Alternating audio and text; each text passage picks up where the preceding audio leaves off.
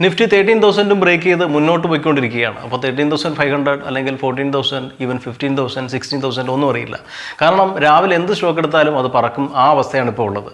പക്ഷേ ഇത് എത്ര കാലമെന്ന് ആർക്കും അറിയില്ല. എന്തൊക്കെയായാലും ഏറെ കാലത്തിന് ശേഷം ഒരു സ്ട്രോങ് ആയിട്ടുള്ള ഒരു ബുള്ളിഷ് മോഡിലാണ് നമ്മുടെ നിഫ്റ്റി. പക്ഷേ ഇത് എത്ര കാലം നിൽക്കുമെന്ന് ആർക്കും അറിയില്ല. എന്തായാലും ലോങ് ടേമിലേക്ക് മികച്ച സ്റ്റോക്കുകൾ ഹോൾഡ് ചെയ്യുന്നതിൽ തെറ്റില്ല. നിഫ്റ്റി ഇങ്ങനെ കുതിക്കുമ്പോൾ നിഫ്റ്റിയുടെ കോൾ ഓപ്ഷൻസും അതുപോലെ തന്നെ ഫ്യൂച്ചേഴ്സും എല്ലാം ലോട്ട് കണക്കിനാണ് ഒരുപാട് പേർ വാങ്ങിക്കൂട്ടുന്നത്. പക്ഷേ അങ്ങനെ വാങ്ങിക്കൂട്ടുമ്പോഴും ഇൻവെസ്റ്റേഴ്സ് അല്ലെങ്കിൽ വലിയ പ്ലേയേഴ്സ് ചെയ്യുന്നത് എന്താണെന്ന് ചോദിച്ചാൽ അവർ ഒരു സെക്യൂരിറ്റി ആയിട്ട് അല്ലെങ്കിൽ ഒരു ഇൻഷുറൻസ് എന്ന പോലെ ഒരു ഔട്ട് ഓഫ് ദ കോൾ വിൽക്കാറുണ്ട്, അല്ലെങ്കിൽ ഒരു പുട്ടും മേടിക്കാറുണ്ട്. അത് 14,000 സി അല്ലെങ്കിൽ 13,500 സി മേടിക്കുകയാണെങ്കിൽ തീർച്ചയായിട്ടും നമ്മളൊരു 12,900 അല്ലെങ്കിൽ 12,500 ഒക്കെ 12 ഒക്കെ ഒരു പുട്ട് മേടിക്കാറുണ്ട്. ചിലപ്പോൾ out of the money call options write ചെയ്യും, അല്ലെങ്കിൽ ഇതിനോട് സ്യൂട്ടായിട്ടുള്ള പുട്ട് ഓപ്ഷൻ മേടിച്ച് വയ്ക്കുകയും ചെയ്യും. അത്യാവശ്യം കൂടുതൽ ലോട്ടൊക്കെ വെച്ച് ചെയ്യുന്ന ആൾക്കാർ ചെയ്യുന്നതായിരിക്കും. പക്ഷേ നമ്മൾ മാർക്കറ്റിലോട്ട് പുതുതായിട്ട് വരുന്ന ആൾക്കാർ നിഫ്റ്റിയുടെ ഈ ഒരു ബുള്ളിഷ്നെസ് കണ്ടിട്ട് ഉള്ള പൈസയെല്ലാം കൊണ്ട് നിക്ഷേപിക്കുന്ന ഒരു പ്രവണതയുണ്ട്. അത് എന്തായാലും സേഫായിട്ടുള്ള ഒരു കാര്യമല്ല. കാരണം നിങ്ങൾ മാർക്കറ്റിൽ 5, 6 അല്ലെങ്കിൽ 7 വർഷം നിങ്ങൾ മാർക്കറ്റിൽ നിന്നിട്ടുള്ള ഒരാളാണെങ്കിൽ തീർച്ചയായിട്ടും നിങ്ങൾ ഒരുപാട് ബെയറിഷ് ഫേസ് നിങ്ങൾ കണ്ടിട്ടുണ്ടാകും. തീർച്ചയായിട്ടും മാർക്കറ്റ് എത്ര കയറിയായാലും അത് തിരിച്ചിറങ്ങി വരും. അത് ഇന്നല്ലെങ്കിൽ നാളെയായാലും തിരിച്ചിറങ്ങി വരും. ഏതൊരു കയറ്റത്തിനും ഇറക്കമുണ്ട് എന്ന് വെച്ചിട്ട് ഈ ഒരു ബുള്ളിഷ്നെസ് ഉടനെ തീരുമെന്നല്ല ഞാൻ പറഞ്ഞത്. നമ്മളൊരു കോഷ്യസ് അപ്രോച്ച് എടുക്കുക. അപ്പോൾ നമ്മളെപ്പോലെയുള്ള പുതിയ ഇൻവെസ്റ്റേഴ്സിന് അല്ലെങ്കിൽ ചെറിയ ആളുകൾക്ക് ചെയ്യാൻ പറ്റുന്ന ഒരു, കാരണം മറ്റുള്ളവർ ഓപ്ഷൻസും അല്ലെങ്കിൽ out of the money call options ഒക്കെ റൈറ്റ് ചെയ്യുമ്പോൾ നമ്മളെപ്പോലെ ചെറിയ ആൾക്കാർ, അതായത് 50, 100 അല്ലെങ്കിൽ 150, 200 മേടിക്കുന്ന ചെറിയ പരൽമീനുകൾക്ക് ചെയ്യാവുന്ന മറ്റൊരു കാര്യം കൂടെയുണ്ട്. ആ ഒരു കാര്യത്തെക്കുറിച്ചാണ്, അല്ലെങ്കിൽ ആ ഒരു ഇൻഷുറൻസിനെ കുറിച്ചാണ് നമ്മൾ ഇന്നത്തെ എപ്പിസോഡിൽ ഡിസ്കസ് ചെയ്യുന്നത്. My dear friends, welcome back to trade for living. Trade for ലിവിങ്ങിൻ്റെ മറ്റൊരു കുഞ്ഞു വലിയ അധ്യായത്തിലേക്ക് നിങ്ങൾക്ക് ഏവർക്കും സ്വാഗതം. അപ്പോൾ നിഫ്റ്റിയും നിഫ്റ്റിയുടെ കൂടെയുള്ള 50 ആൾക്കാരും അതുപോലെ തന്നെ മറ്റ് പല സ്റ്റോക്കുകളും തന്നെ പറക്കുകയാണ്. നിഫ്റ്റി ഇങ്ങനെ പറക്കുമ്പോഴും കിതച്ചുകൊണ്ടിരിക്കുന്ന ഒരാളുണ്ട്, ഗോൾഡ്. നമുക്ക് ചെയ്യാവുന്ന ഒരു കാര്യം എന്ന് പറയുന്നത് ഗോൾഡ് ബീസിൽ ഇൻവെസ്റ്റ് ചെയ്യുക. കാരണം മാർക്കറ്റ് എത്രത്തോളം കയറുമോ അത്രത്തോളം ഗോൾഡിൻ്റെ പ്രൈസ് ഇടിഞ്ഞുകൊണ്ടിരിക്കും. അത് സൈക്ലിക് ആയിട്ടുള്ള ഒരു കാര്യമാണ്. ഗോൾഡിൻ്റെ പ്രൈസ് കയറുമ്പോൾ സ്റ്റോക്ക് മാർക്കറ്റ് ഇടിഞ്ഞുകൊണ്ടേയിരിക്കും. സ്റ്റോക്ക് മാർക്കറ്റ് കയറുമ്പോൾ ഗോൾഡിൻ്റെ പൈസ ഇടിയുകയാണ് ചെയ്യുന്നത്. അപ്പോൾ നമ്മൾ കഴിഞ്ഞൊരു എപ്പിസോഡിൽ പറഞ്ഞിരുന്നു അപ്പ് സ്റ്റോക്സ് ഉപയോഗിച്ചിട്ട് എങ്ങനെ ഡിജിറ്റൽ ഗോൾഡ് മേടിക്കാമെന്ന്. പക്ഷേ ഇന്ന് പറയുന്നത് ഡിജിറ്റൽ ഗോൾഡ് അല്ല, ഒരു ETF കുറിച്ചിട്ടാണ്. അപ്പോൾ നിപ്പോൺ ഗോൾഡ് ബീസ് എന്ന് പറയുന്ന ഒരു ETF. അത് എന്തുകൊണ്ടാണ് ഇപ്പോൾ പറയുന്നതെന്ന് ചോദിച്ചാൽ മാർക്കറ്റ് ഇപ്പോൾ ഉള്ളോട്ട് പോയിക്കൊണ്ടിരിക്കുകയാണ്. അപ്പോൾ എപ്പോഴാണ് ഒരു അടി കിട്ടുന്നതെന്ന് നമുക്ക് പറയാൻ സാധിക്കില്ല, അല്ലേ? നമ്മുടെ പ്രതീക്ഷകളെല്ലാം തെറ്റിക്കുന്നതാണ് മാർക്കറ്റിൻ്റെ ഒരു സ്വഭാവം എന്ന് പറയുന്നത്. ഈ സമയത്ത് നമ്മൾ എന്താ ചെയ്യേണ്ടതെന്ന് വെച്ചാൽ അത്യാവശ്യം പ്രോഫിറ്റ് ബുക്കിംഗ് ചെറുതായിട്ട് ചെയ്യുക. മേടിച്ച പല സ്റ്റോക്കുകളും ഇപ്പോൾ 10, 20, ഈവൻ 30, 50% വരെ കയറി നിൽക്കുകയാണ്. അപ്പോൾ 25% അല്ലെങ്കിൽ 30% ഒക്കെ പ്രോഫിറ്റ് ബുക്ക് ചെയ്ത് തുടങ്ങുക. പ്രോഫിറ്റ് ബുക്കിംഗ് ഒരു ശീലമാക്കുക. ബുള്ളിഷ് ഫേസിൽ എല്ലാ പ്രോഫിറ്റും അല്ലെങ്കിൽ എല്ലാ സ്റ്റോക്കും വിറ്റ് മാറണമെന്നല്ല പറയുന്നത്, കുറേശ്ശെ ബുക്ക് ചെയ്യുക. കാരണം പ്രോഫിറ്റ് ബുക്കിംഗ് എന്ന് പറയുന്നത് ഞാൻ എപ്പോഴും പറയുന്ന പോലെ profit booking is an art. അത് നമ്മൾ മറക്കരുത്. കാരണം മാർക്കറ്റിൽ പ്രോഫിറ്റ് മാത്രമല്ല ലോസും വരും. ആ ഒരു ചിന്ത കൂടി നമുക്ക് വേണം. അതുകൊണ്ട് നമ്മുടെ കയ്യിലുള്ള സ്റ്റോക്കുകൾ കുറേശ്ശെയെങ്കിലും പ്രോഫിറ്റ് ബുക്ക് ചെയ്ത് മാറുക. അപ്പോൾ ആ ബുക്ക് ചെയ്ത ക്യാഷ്, ഇതൊക്കെ പ്രോഫിറ്റ് ബുക്ക് ചെയ്തിട്ട് ആ ക്യാഷ് തിരിച്ച് നമ്മുടെ സേവിങ്സ് അക്കൗണ്ടിൽ ഇടും, അല്ലെങ്കിൽ മറ്റ് സ്റ്റോക്കുകൾ മേടിക്കും. ഒരു ഷെയറിൻ്റെ പ്രോഫിറ്റ് ബുക്ക് ചെയ്താൽ അപ്പോൾ ആ ഷെയർ പ്രോഫിറ്റ് ബുക്ക് ചെയ്യുമ്പോൾ നമുക്ക് കുറച്ച് പ്രോഫിറ്റും കിട്ടും, അപ്പോൾ ആ ഷെയർ വിൽക്കുന്ന ക്യാഷും കിട്ടും, അല്ലേ? അപ്പോൾ ആ പൈസ നമ്മൾ ഗോൾഡ് ബീസിൽ ഇൻവെസ്റ്റ് ചെയ്യും. അപ്പോൾ അതൊരു സെക്യൂരിറ്റിയാണ്, അല്ലെങ്കിൽ അതൊരു ഇൻഷുറൻസ് ആയിട്ട് വർക്ക് ചെയ്യും. കാരണം മാർക്കറ്റ് ചിലപ്പോൾ നാളെ 14,000 പോകും, അല്ലെങ്കിൽ 15,000 പോകും, 20,000 വരെ പോകുന്നിരിക്കട്ടെ. അപ്പോൾ ഈ ഗോൾഡിൻ്റെ പ്രൈസ് എന്ന് വെച്ചാൽ സ്ലോലി ഇടിഞ്ഞുകൊണ്ടേയിരിക്കും, അല്ലേ? ഒരു ബ്രേക്ക് ഡൗൺ ഒക്കെ സംഭവിക്കും. അത് നമ്മളെ സംബന്ധിച്ചിടത്തോളം, അല്ലെങ്കിൽ നമ്മളെപ്പോലെയുള്ള ചെറിയ ഇൻവെസ്റ്റേഴ്സിനെ സംബന്ധിച്ചിടത്തോളം അത് തീർച്ചയായിട്ടും ഒരു നല്ല കാര്യമാണ്. കാരണം മാർക്കറ്റ് 14,000 അടിക്കുമ്പോൾ ഗോൾഡ് ചിലപ്പോൾ 35,000, 33,000 ഒക്കെ പോകും. എനിക്ക് തോന്നുന്നു ഇപ്പോൾ നിൽക്കുന്നത് 41 അല്ലെങ്കിൽ 42-ലാണ്. എനിക്ക് തോന്നുന്നു ആൾമോസ്റ്റ് 51-ൽ പോയിട്ടാണ് തിരിച്ച് ഇടിഞ്ഞത്. ഗോൾഡിൻ്റെ കാര്യം നമുക്കറിയാം. 1990 ഗോൾഡിൻ്റെ വിലയും ഇപ്പോഴത്തെ ഗോൾഡിൻ്റെ വിലയുമൊന്നും ഞാൻ പറഞ്ഞു തരേണ്ട ആവശ്യമില്ല. നമുക്ക് എല്ലാവർക്കും അറിയാം ഗോൾഡിൻ്റെ പ്രൈസ് എത്ര ഫാസ്റ്റായിട്ടാണ് മൂവ് ചെയ്യുന്നത്. അപ്പോൾ ഈ ഒരു ഡിപ്പിൽ മാർക്കറ്റ് ഇങ്ങനെ കയറൂരി വിട്ട കാളയെപ്പോലെ മുന്നോട്ട് പോകുമ്പോൾ ചെറുതായിട്ട് ഗോൾഡ് ബീസ് മേടിക്കുക. ചെറുതായിട്ടല്ല, വലുതായിട്ട് തന്നെ ഗോൾഡ് ബീസ് മേടിക്കുക. കാരണം നമുക്കറിയാം പലരും ഇപ്പോൾ പ്രോഫിറ്റ് ബുക്ക് ചെയ്യുന്നുണ്ട്.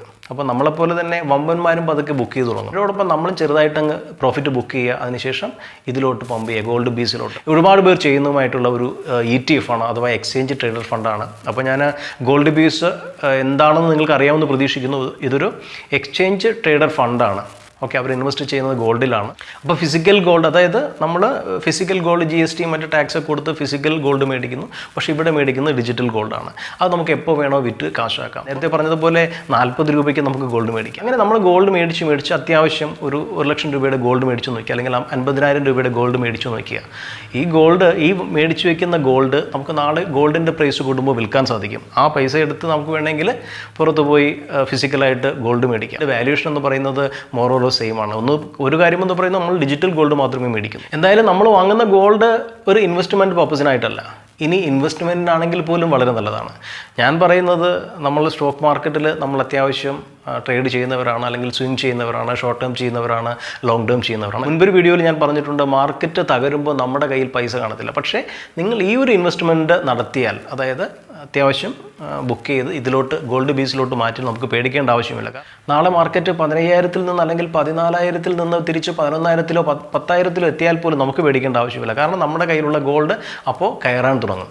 അപ്പോൾ ഇത് ഏറ്റവും പ്രധാനപ്പെട്ട ഒരു കാര്യമാണ്. ഒരുപക്ഷെ പുതിയ ആൾക്കാർക്ക് അറിയണമെന്നില്ല. പേഴ്സണലായിട്ട് ഞാനും അത്യാവശ്യം എൻ്റെ ചില സ്റ്റോക്കുകൾ ബുക്ക് ചെയ്തിട്ട് തിരിച്ച് ഗോൾഡ് ബേസിൽ ഇൻവെസ്റ്റ് ചെയ്ത് തുടങ്ങി. കാരണം ഞാൻ പുട്ടും അല്ലെങ്കിൽ കോൾ റൈറ്റ് ചെയ്യുന്നതിന് പകരം, അല്ലെങ്കിൽ പുട്ട് എടുക്കുന്നതിന് പകരം ഞാൻ നേരെ ഗോൾഡ് ബേസിൽ ഇടുകയാണ് ചെയ്യുന്നത്.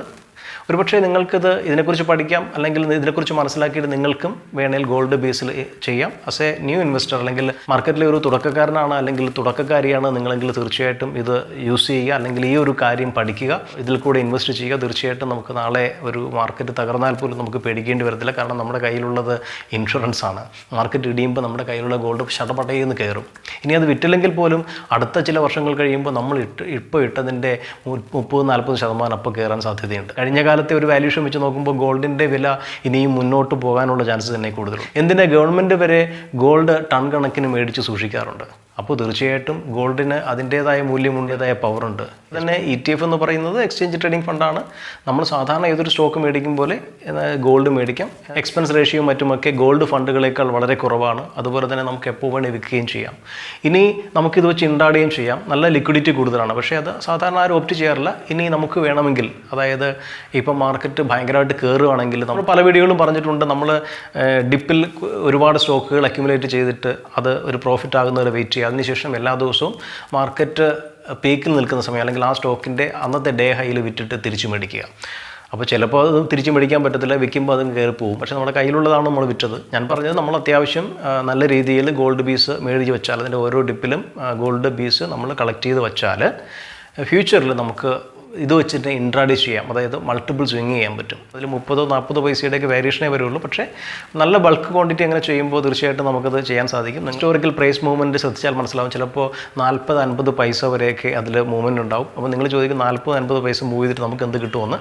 അങ്ങനെയല്ല, ഒരുപാട് ക്വാണ്ടിറ്റി ചെയ്യുന്ന ആൾക്കാരുടെ കാര്യമാണ് പറയുന്നത്. കാരണം പലരും ലക്ഷങ്ങൾ സ്റ്റോക്കിൽ നിക്ഷേപിച്ചിട്ടുണ്ടാവും അല്ലേ. ബുക്ക് ചെയ്യുമ്പോൾ അത് ബുക്ക് ചെയ്ത് പ്രോഫിറ്റ് എടുക്കുമ്പോൾ പ്രോഫിറ്റ് പ്ലസ് അതിൻ്റെ ആ ഷെയറിൻ്റെ വാല്യൂ എല്ലാം കൂടി നല്ലൊരു എമൗണ്ട് കാണും. അതാണ് നമ്മൾ ഈ ഗോൾഡ് ബേസിൽ ഇൻവെസ്റ്റ് ചെയ്യുന്നത്. അപ്പോൾ നമുക്ക് നല്ലൊരു എമൗണ്ട് ഓഫ് ETF ഇതിൽ മേടിക്കാൻ സാധിക്കും.